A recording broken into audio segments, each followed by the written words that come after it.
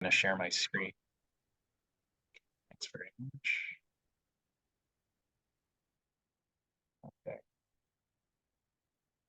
So here we are. Hello, everyone. Welcome again to this NJCH learning workshop, creating an outstanding proposal, focusing on the project narrative portion of our grant applications. And to say a little bit about the purpose of today's workshop, the main goal here for us today is to translate our ideas for a particular project into a coherent proposal in the form of a grant application, right?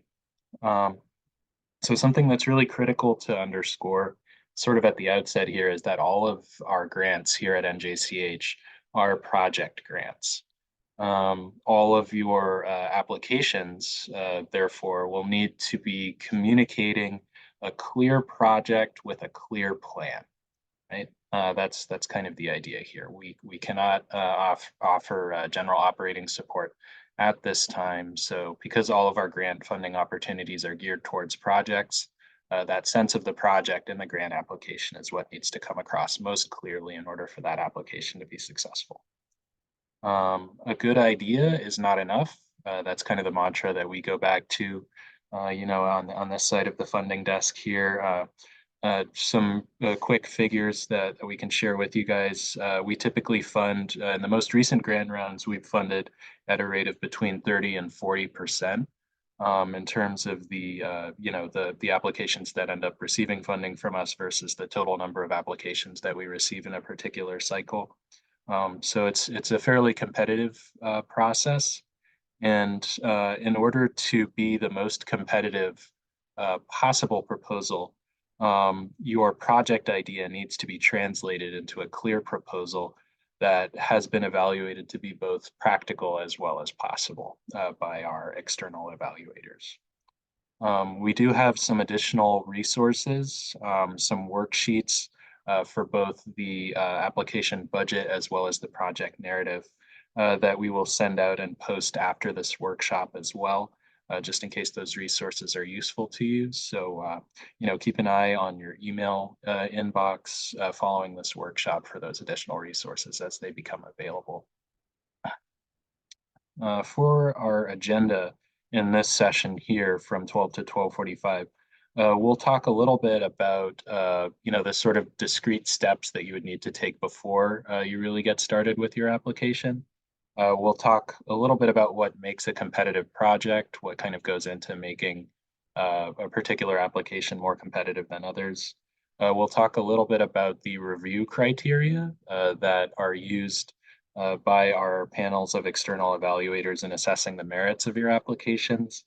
We'll talk briefly about some of the main reasons why proposals tend not to get funding in our grant cycles.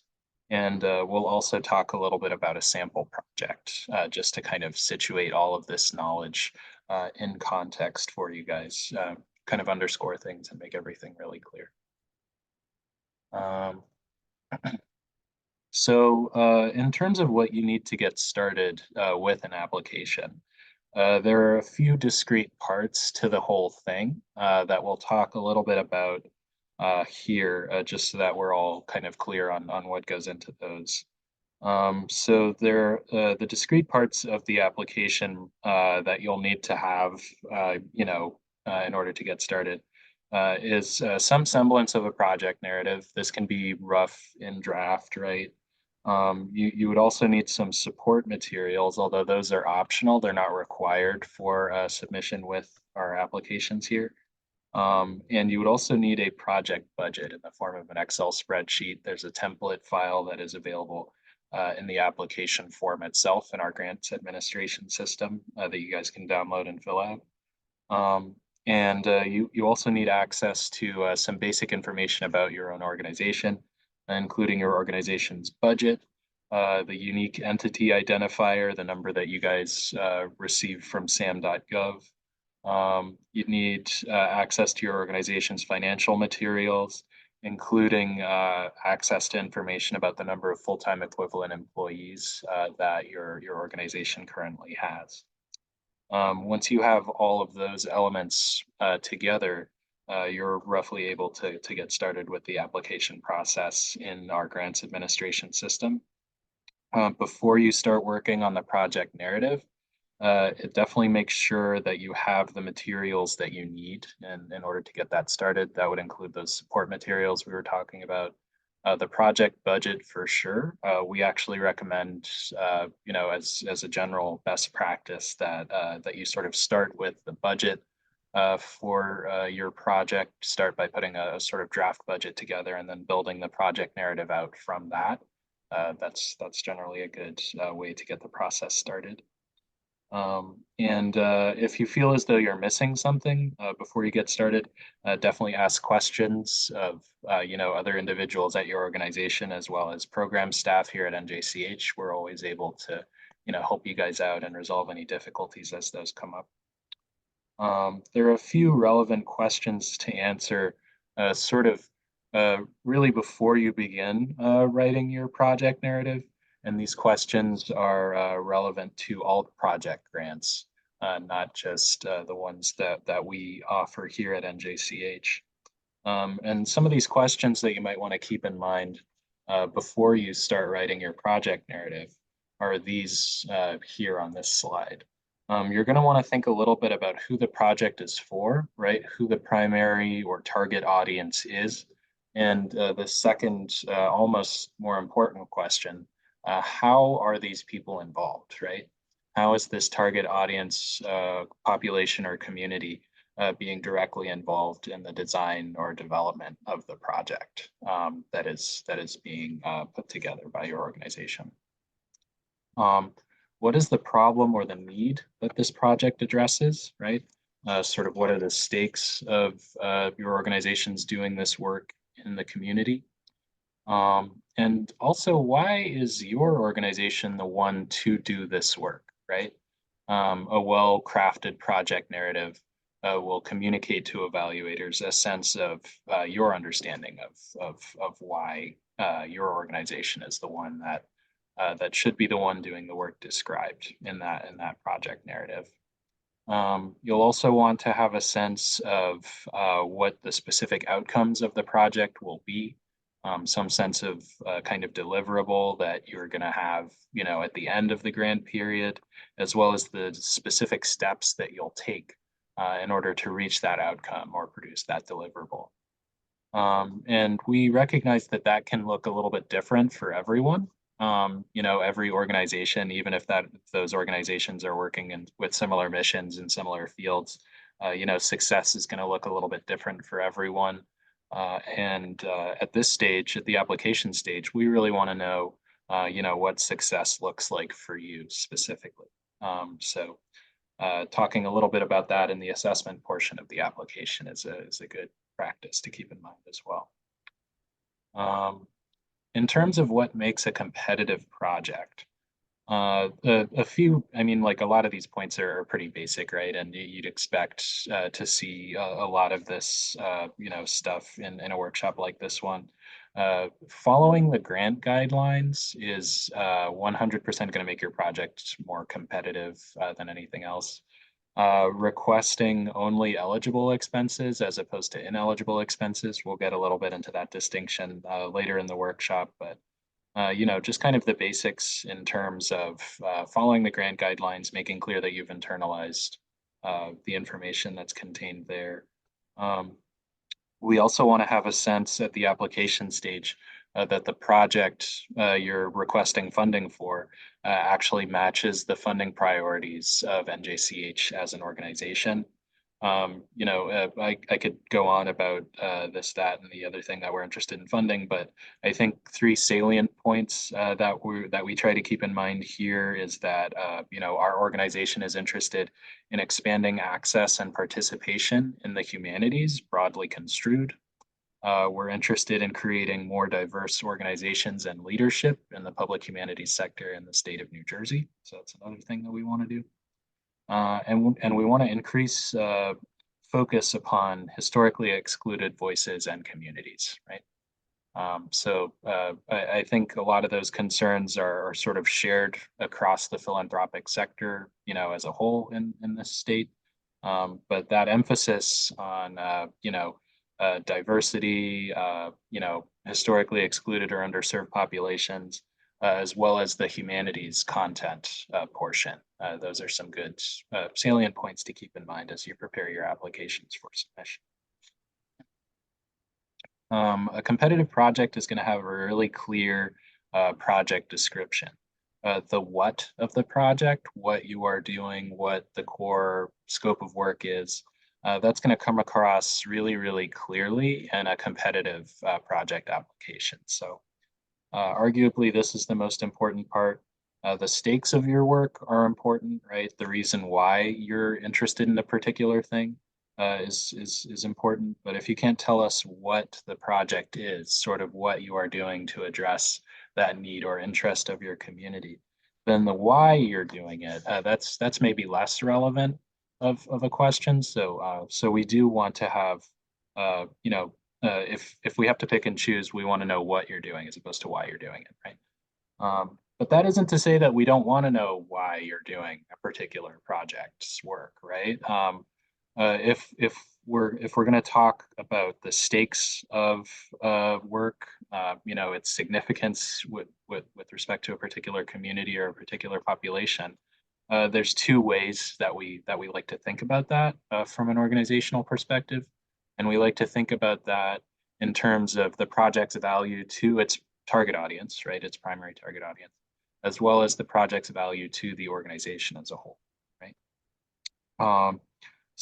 Ideally, a competitive project is going to demonstrate pretty clearly what the value to the proposed target audience is. It will also demonstrate the value that the organization brings specifically to doing the kind of work described. Another way to think about this is in terms of two related questions, right? I'll just tab over to my next slide here.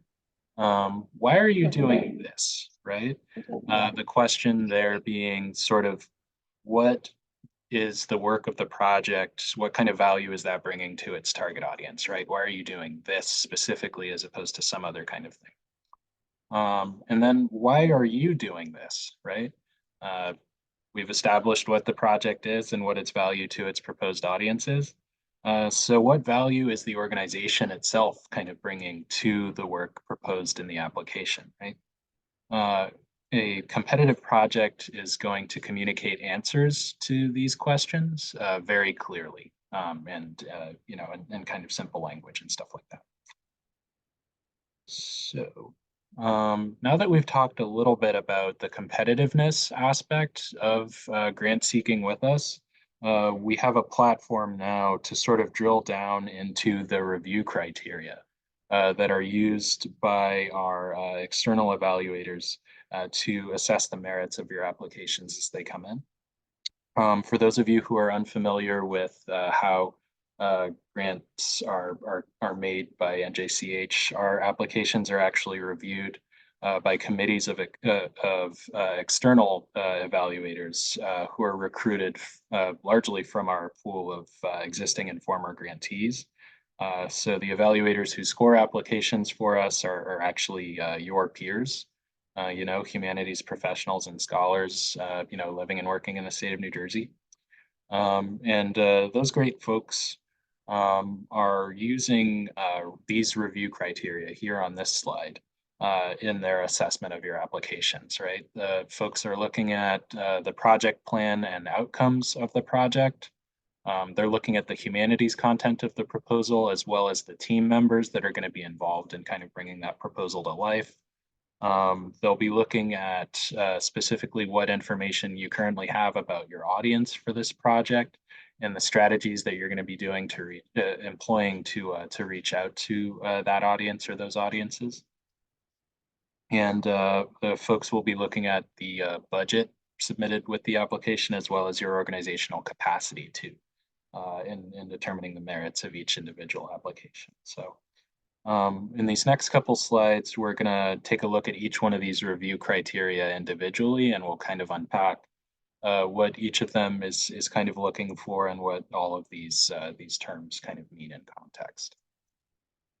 So for this first review criterion here, project plan and outcomes, a competitive proposal is going to demonstrate pretty clearly its aptitude for the funding stream that it's been submitted in, right? So as you guys know, we have two main funding streams here at NJCH. One's called incubation, the other's called action. Incubation grants are directed towards, proposals that aim towards designing or developing new programs or thinking through revisions to existing programs, right? Incubation grants are all about development, experimentation, trying out new ideas, whereas action grants are geared more towards implementation. So projects that are basically ready to go as soon as you receive the funding from us, right? Um, a competitive proposal is going to demonstrate really clearly that it is an action grant proposal or it is an incubation grant proposal. Right? And a competitive application is also going to come with a realistic and sort of well-conceived project plan in terms of the timeline and the specific outcomes or deliverables that have been identified within that plan. A few points to keep in mind here is that all of our grant funded projects can run for up to 12 months. And that grant period, that full project period, would need to begin within 3 months of award notification. So award notifications for this round will go out on June 30th. And so that means that all grant projects, associated with funding awarded in this round need to begin within 3 months of June 30th. So July 1st to September 30th, that's when your projects would need to start ideally. And at the level of the project narrative of the application, we would need to see exactly how that timeline is going to play out, exactly what tasks or goals are going to be accomplished at which points in the timeline, right?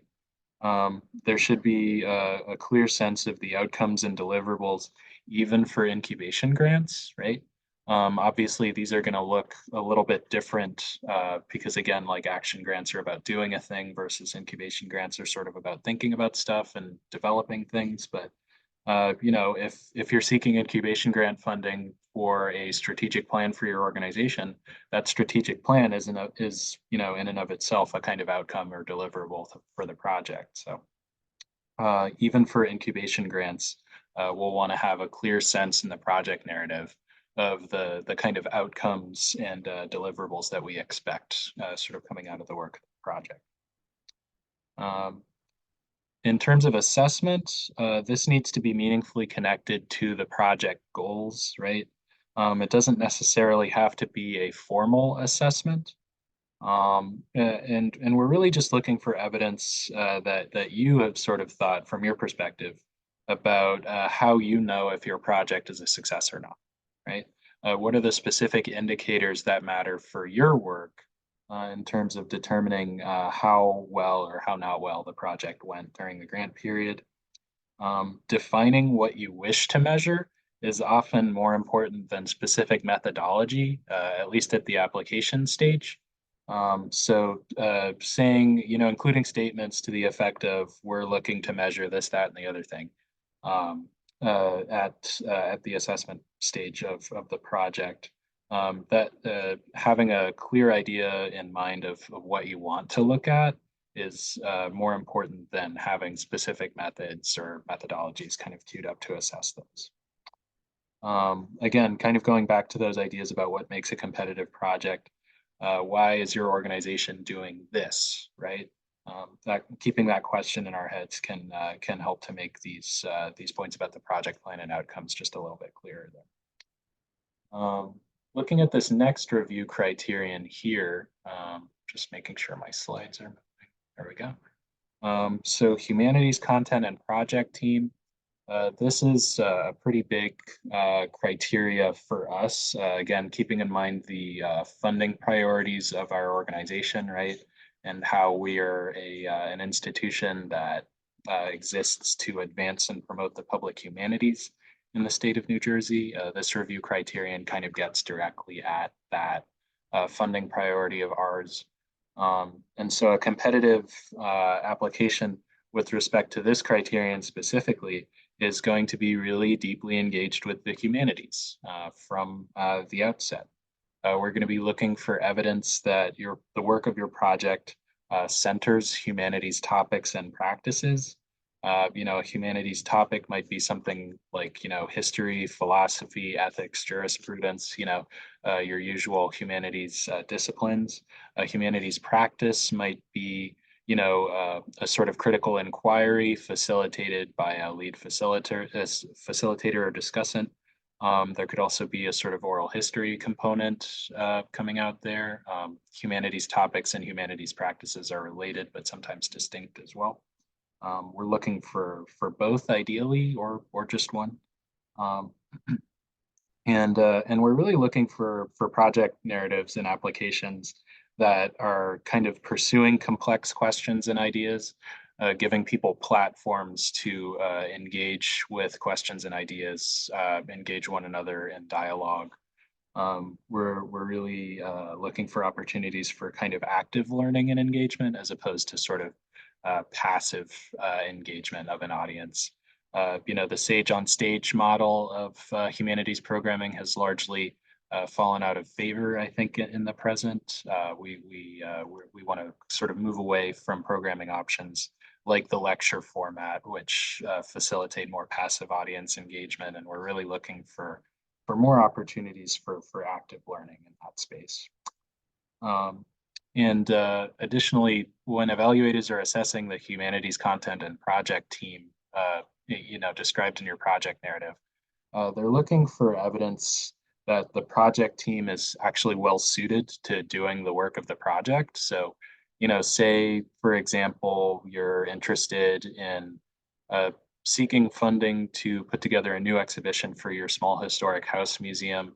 For that project, you wouldn't necessarily recruit a scholar of jurisprudence, right? Their experience and expertise might be useful for some kind of work related to your organization, but the relationship between the individuals on the project team, their experience, their knowledge, the expertise they kind of bring to the table, there should be a clear relationship between those individuals and the project itself. So that's kind of what folks are going to be looking at when they're assessing that review criterion specifically. In terms of audience and outreach, having clearly identified and specific audiences is a great a general rule of thumb, I would say, for this here. The general public, framing the work of a project as being directed towards the general public is rarely helpful from a programming perspective. If the program is for everyone, it's really for no one, right? That's kind of a general truism. Specificity in terms of topic, theme, approach, that actually helps people to kind of see themselves, recognize their own experiences in your project and the work of your organization. A sort of stronger connection between the audience and the work of the project is something that we'd be looking for, just generally speaking. You may have more than one priority audience for the work of your programming, and that's totally okay. But it's important to prioritize too, and the audience and outreach portion of your application will offer you kind of a space to illustrate how you're making those prioritizations. A good centering question to kind of keep in mind is if you only had 3 people in the audience for this program, like 3 individuals, like literally just 3 human beings, who would those people be, right? That's the kind of way that you want to think about doing this audience identification for your projects and for your programs, right? The general public is really not an effective target audience for programming in this space, I would say. We'd also be, I mean, ideally, this is all like for, A plus, really competitive hypothetical projects, right? A really competitive project in terms of audience and outreach would be co-designed with the audience that's identified for the programming.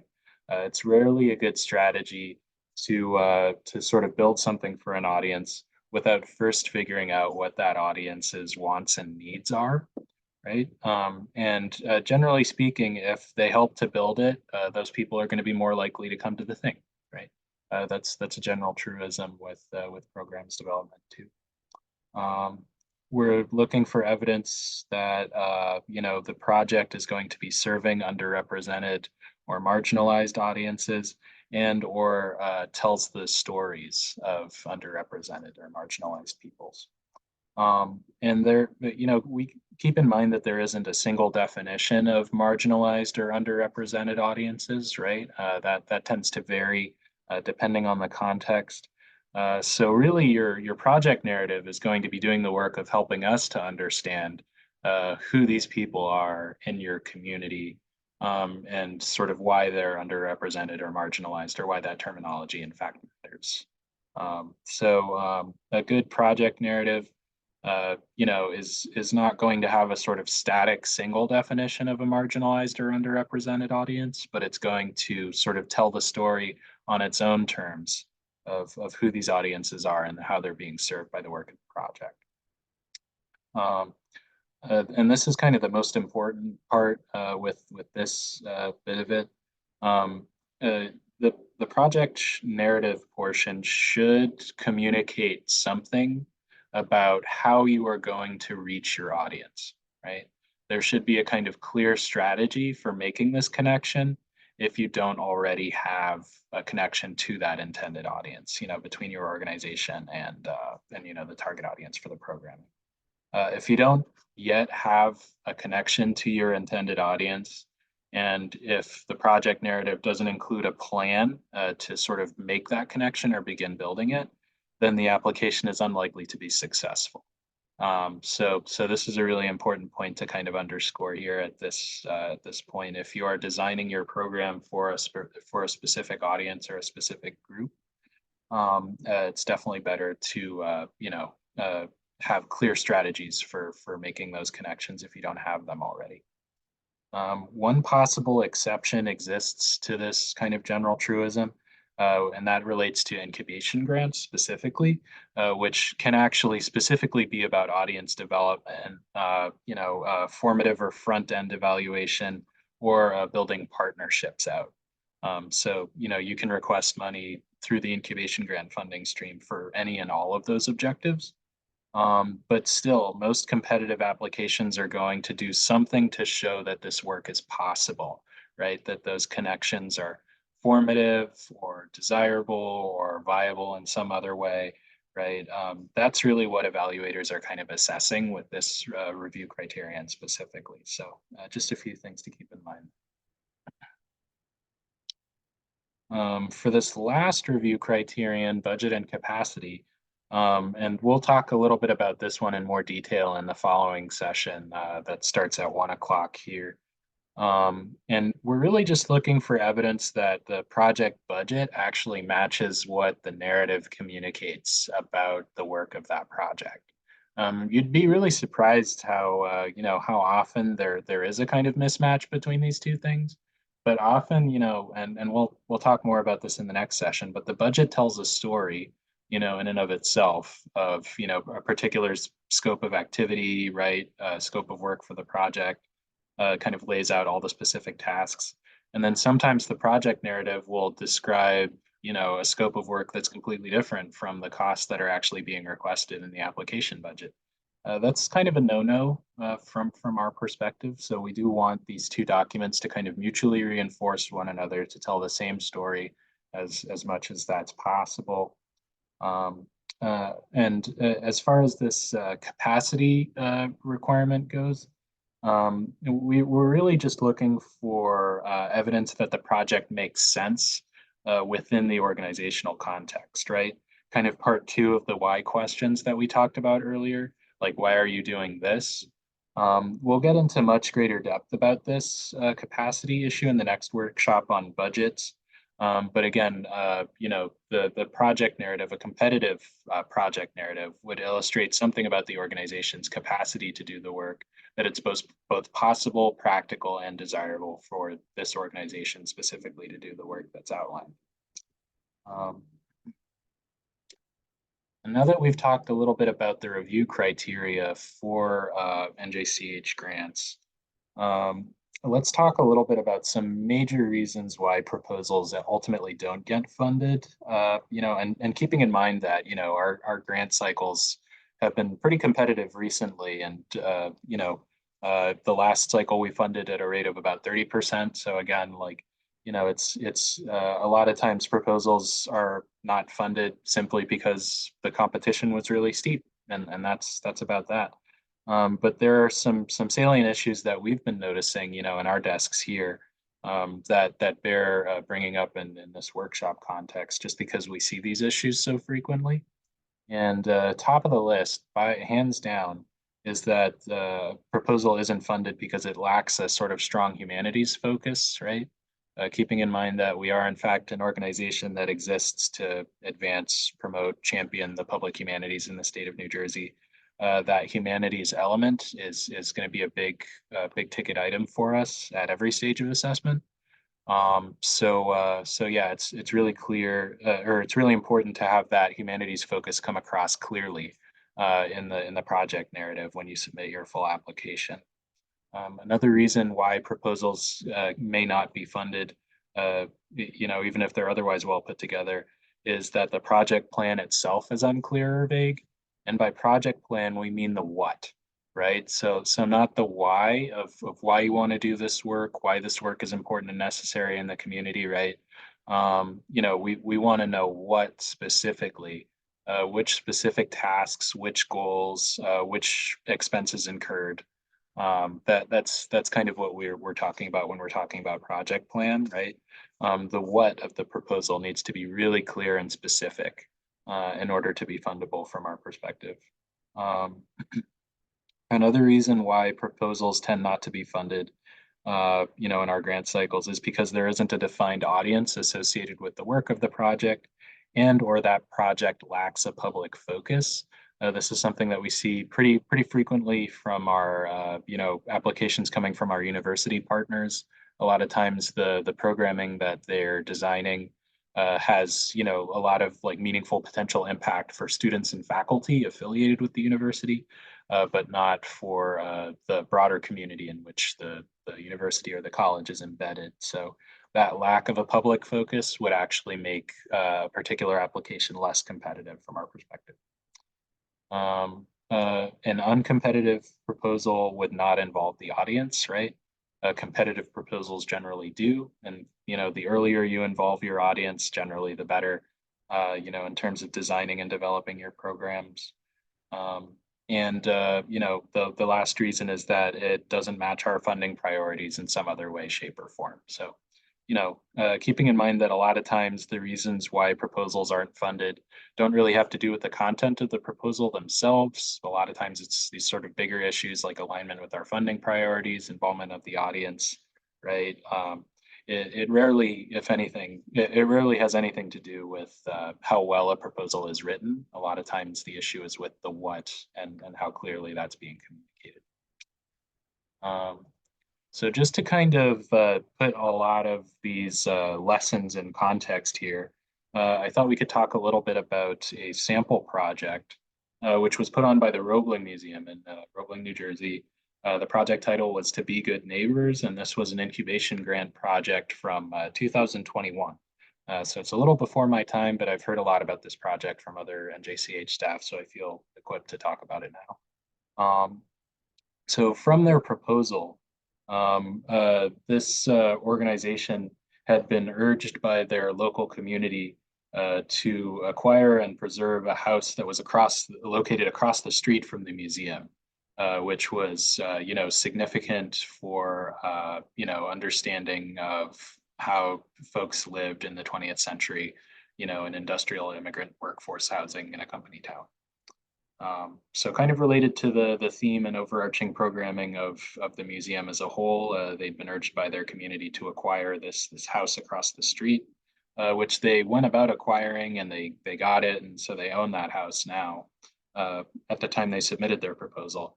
And so the main question they were thinking about in their incubation grant application was how they might use this opportunity of this new capital acquisition to create connection and growth in their broader community. And so their project plan was to research effective community engagement practices, develop a strategy for engaging that community, actually performing the outreach to the audience, synthesizing findings, and then creating a strategic plan to use the house that they'd acquired to create connection and growth in their community. And knowing just this little bit about the proposal, we can think about it using the review criteria that we just learned about, right? So the project plan and outcomes, does this seem well aligned with the funding stream that it's in? From my perspective, yes, it's submitted as an incubation grant proposal, and it seems very clearly about planning and development. So that seems pretty well done. There's a clearly identified deliverable, the strategic plan, and the steps as to how they'll get to that deliverable are clearly outlined. And there's also a clear sense of why this particular organization is doing this work, right? Because again, they're the ones who acquired the house, they made that capital acquisition. So their aptitude for doing the work of the project is clearly illustrated by the plan. That's one key example of a sort of more competitive application and kind of what that looks like. So a few reminders just at the end of the slideshow here. We do offer draft review, but unfortunately we won't be able to offer that service after April 3rd. So if you've got a draft application in the works and you'd like a second pair of eyes on that, please send us an email by April 3rd and we'll go ahead and review that for you.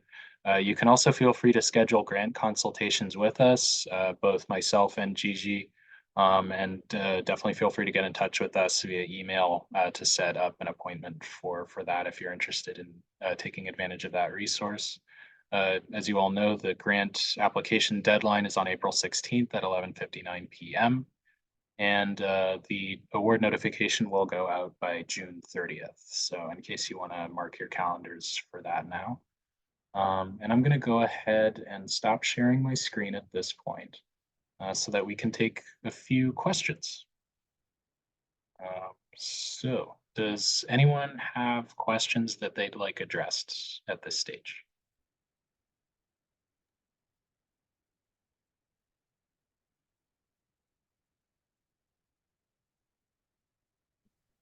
While people are thinking, I got a few questions as direct messages that I wanted to just bring up for everybody as a whole. There was a question about actually, I got two different questions about volunteer-driven organizations. And if there's a problem with volunteer-driven organizations applying for funding, given low budgets, maybe no staff or limited staff, maybe no full-time staff, there's a few variations on this theme. And the answer is yes, absolutely. Volunteer-based organizations can apply. I had a specific question about FTEs, which is if you're a volunteer-based organization, you end up with 0 FTEs. That is fine. That is no problem. You can literally answer that question with a 0 or write something like all volunteer organizations 0, anything like that. This is information that helps our evaluators situate your organization. We don't want them thinking that you're a, $1 million organization with 10 staff if you're a $40,000 organization with 0 staff, right? We think about those things differently. That's why we put it up front in the applications. Also, I had a question about length of responses. Your responses, brevity is appreciated. I do also urge you to be thorough in your responses. Definitely do not assume that our evaluators know anything about your organization. And if there is something specific about a past project that has been funded by NJCH, we do recommend that you talk about it in there. Don't assume that they know anything about the work, the history, the whatever, the philosophy that you're going to be dealing with.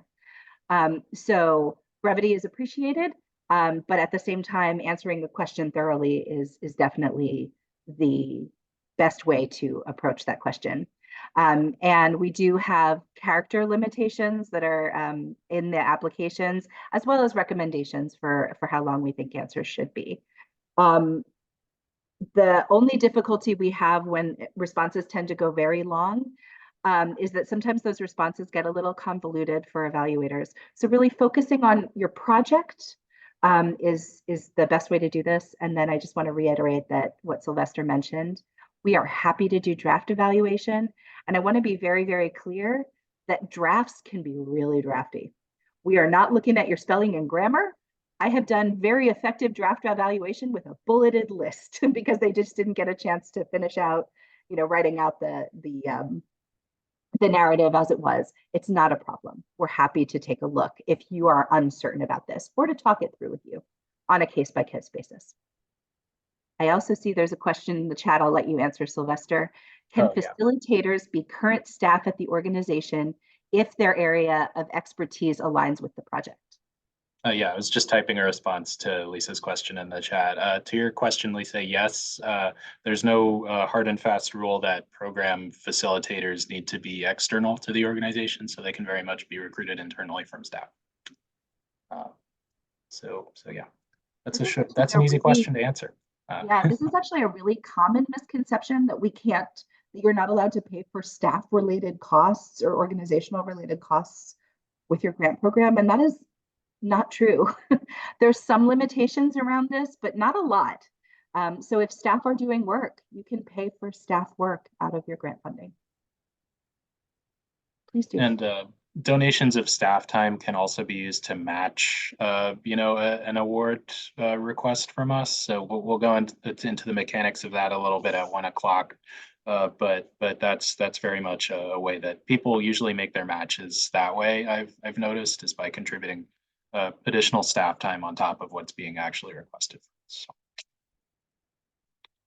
are there any other questions from the audience at this time? Well, okay, so just want to say thanks again on behalf of NJCH for taking advantage of this great resource here today.